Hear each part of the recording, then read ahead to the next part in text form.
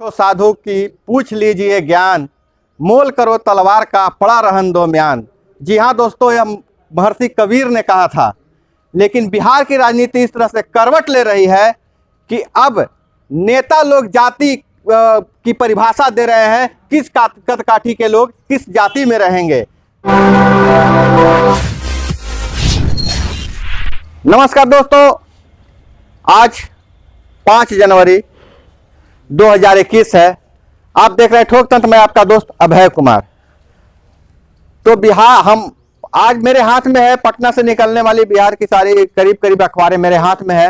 हम जो बात करते हैं, जैसे आपसे मिलते हैं प्रतिदिन अजब गजब खबरों के अजब गजब ठोक तंत्र के महफिल के साथ, ठोक तंत्र के ठोक के साथ। तो आज मैं आपको अखबारों के हेडिंग पढ़ूंगा, उसके बाद ठोक तंत्र में उसे क्या कहेंगे, उसे कैसे हम लेते हैं, ठोक तंत्र कैसे लेता है, इसके बारे में बताएंगे। तो दोस्तों, हम बात कर रहे थे अभी कि कबीर के दोहे के साथ मैंने बात की थी, और उससे पहले कि यह बात आई कहां से, मैं आपको थोड़ा सा इशारा दे देता हूं कि जदयू के किस विधायक ने ब्राह्मण होने की परिभाषा गढ़ी है और कहां के डीएम की सगाई की अंगूठी खो गई थी। तो उस आगे बढ़ने से पहले हम अखबारों के हेडिंग पढ़ते हैं, और हेडिंग पढ़ने के बाद उस पर हम अपना ठोक देते रहेंगे। आप हेडिंग पर ध्यान दीजिएगा, ध्यान देते रहिएगा। और कार्यक्रम शुरू करने से पहले दोस्तों, आपसे एक ही आग्रह है कि अगर आप इस चैनल पे नए हैं तो चैनल को कर ले सब्सक्राइब। अगर यह वीडियो आप फेसबुक पे देख रहे हैं तो फेसबुक पेज को लाइक करें। हमें फॉलो करने के लिए इंस्टाग्राम, फेसबुक, ट्विटर पे आप हमें फॉलो कर सकते हैं। तो हम शुरू करते हैं। आज का जो पहली हेडिंग जो है, 9 महीने के बाद खुले विद्यालय, 20% बच्चे ही आए क्लास करने। 9 महीने के बाद स्कूल खुले हैं, 20% बच्चे ही क्लास करने लेते हैं। ठोक तंत्र इसको कैसे लेता है? बाकी 80% क्लास ही करते हैं। डोंट वरी, 5 साल के अंदर 120 शहरों में बनेंगे बाईपास और फ्लाईओवर। मुख्यमंत्री की कैबिनेट की बैठक में एक महत्वपूर्ण जो पारित हुआ है कि 5 साल का पूरा जो रोड मैप बना है, जिसमें कहा गया है कि 120 शहरों में फ्लाईओवर बनेगा और बाईपास बनेगा। तो हम आज थोड़ा सा आहत भी हैं। मेरे एक मित्र संजय राज जी हैं, कवि भी हैं, लेखक हैं, शायर हैं। उनकी तबीयत खराब है और रिम्स में भर्ती हैं। उनकी किडनी में इंफेक्शन है, लेकिन उनकी जो एक मशहूर गजल है, उसकी लाइनें मैं इस ठोक तंत्र में दोहराना चाहूंगा कि कस्बा भूखा रह गया, दिल्ली माला माल है। कोई कहता है कि घोटाला हुआ है मानिए, कोई कहता है झूठ मूठ का बवाल है। तो हाँ दोस्तों, संजय राज के लिए आप लोग दुआ करेंगे। लेकिन ठोक तंत्र में हम इसको कहते हैं बाकी 80% ही नहीं। इसको कहते हैं कि फ्लाईओवर तो बना रहे हैं, लेकिन विकास को बाईपास नहीं कीजिए, गांवों में भी आने दीजिए। अब प्राइमरी में भी होगी खेती किसानी की पढ़ाई। यहां दोस्तों अखबार की हेडिंग यह है कि प्राइमरी स्कूल में खेती किसानी की पढ़ाई होगी। तो हम कहते हैं मछली के बच्चे को तैरना नहीं सिखाते, आप किसानों की तो बात मान लीजिए। 5 साल बाद धार्मिक न्यास बोर्ड का गठन, अखिलेश कुमार जैन बने अध्यक्ष। बिहार में 5 साल के बाद धार्मिक न्यास बोर्ड की गठन हुई है। अखिलेश कुमार जैन उनके अध्यक्ष बनाए गए हैं। ठोक तंत्र में उनको कहते हैं कि न्यास बन गया है, अब इसका विकास कीजिए। अभी हम जो बात किए थे जात में पूछो साधु की, तो बात यहां से आई थी। जो अखबार का पहले जो खबर है उसको देख लीजिए। जदयू एमएलए के बयान से कंट्रोवर्सी, वैसा कोई ब्राह्मण होता है? नाटा ऐसा, काला ऐसा, इतना बड़ा टीका। ये जदयू के एमएलए गोपाल मंडल जी का बयान है। उन्होंने ब्राह्मण कदकाठी के आधार पर ब्राह्मण होने की परिभाषा गढ़ी है। भाजपा भी कहाँ कम थी, भाजपा ने भी पलटवार किया है, कह दिया उनको कि अभी आपको ब्राह्मण से भेंट नहीं हुआ है। तो भाजपा और जदयू में जिस तरह से तकरार चल रही है, कभी कभी यह सतह पे आ जाती है, यह सर्वविदित है। तो मेरा उस पर कहना है कि राज्य में बहुत अच्छे कदकाठी के लोग भी हैं, अगर आप में दम है तो उन्हें ब्राह्मण में शामिल कर लीजिए। पटना में फिर बचे 4.5 करोड़। अब BOI मतलब बैंक ऑफ इंडिया के फ्रेजर रोज ब्रांच में क्लोन चेक से फर्जीवाड़ा करने वाला सातिर था। औरंगाबाद का सातिर गिरफ्तार। संयोग कहिए दुर्योग कहिए कि जो सातिर था हमारे औरंगाबाद जिला का, मेरे गृह जिले औरंगाबाद जिला का है। कल हमने खबर पढ़ी थी कि करीब 11 करोड़ से कुछ रुपए का जो सातिर था, जो फर्जी चेक द्वारा निकालने गया था, वो पकड़ा गया था।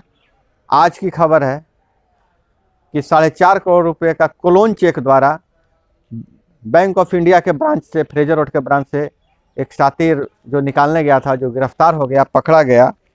यह औरंगाबाद के सिमरा थाना के कटैया गांव के का ये जालसाज है, विकास कुमार नाम है। तो हम कहेंगे, पहले ही कहा था तू चोर है, कोई नेता नहीं जो बच जाओगे। हम आगे बढ़ते हैं दोस्तों। भारत बायोटेक ला रहा है नाक से दी जाने वाली वैक्सीन, सिंगल खुराक ही काफ़ी। जी हाँ, कोरोना की वैक्सीन की हर जगह चर्चा है। भारत की बायोटेक कंपनी जो है नाक से दी जाने वाली वैक्सीन लाई, जो सिंगल खुराक में ही वो काम करेगा। हम भारतीय ही बड़ा गजब है, जोरों की जड़ पकड़ लेते हैं।